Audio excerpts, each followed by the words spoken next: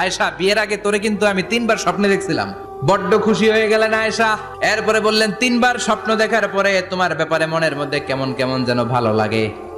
তারপরে একটা ছোট্ট কাগজের মধ্যে, জান্নাতি কাগজ, রেশমি কাপড়ের মধ্যে তোমার চেহারাটা এনে জিব্রাইল বললেন, দেখেন নবী কেমন লাগে। আমি কইলাম, ভালো লাগে। কার মেয়ে? আপনার বন্ধু আবু বকরের মেয়ে, বিয়ে করবেন নাকি?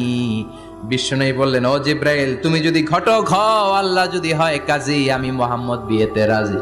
বিয়ে হয়ে গেল, কিন্তু ঘরে দামি ফার্নিচার নাই, টাকা পয়সাও তেমন নাই, কিন্তু আছে খালি সুখ। এত ভালোবাসতেন মা আয়েশাকে। মা আয়েশা গ্লাসের যেই জায়গা দিয়ে পানি খেতেন, বিশ্বনবী ওই জায়গায় মুখ লাগিয়ে পানি খেত।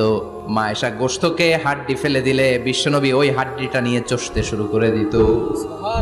এক বালতি থেকে পানি নিয়ে দুইজনে গোসল করত। আবার বিশ্বনবীর সাথে সাথে মাঝে মাঝে বায়না ধরতো, মাঝে মাঝে রাগও করত। বিশ্বনবী বলেন, আয়েশা, কখন তুমি রাগ করো, কখন তুমি আমারে ভালোবাসো আমি বুঝি। মা আয়েশা বললেন, কেমনে বোঝেন?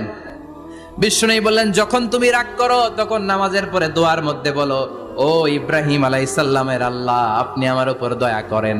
তার মানে তুমি রাগ করে আছো, আমার নাম নাও নাই। আর যখন আমার উপর খুশি থাকো, নামাজের পরে দোয়াতে বলো, মুহাম্মদ সাল্লাল্লাহু আলাইহি ওয়াসাল্লামের আল্লাহ, আপনি আমাদের উপর রহমত করেন।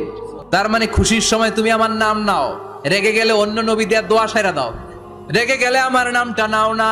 মা আয়েশা বলে, নবী গো, আমি তো শুধু নামটাই মুখ দিয়ে নেই না, কিন্তু কলিজা থেকে তো আপনারে বাদ দিতে পারি না।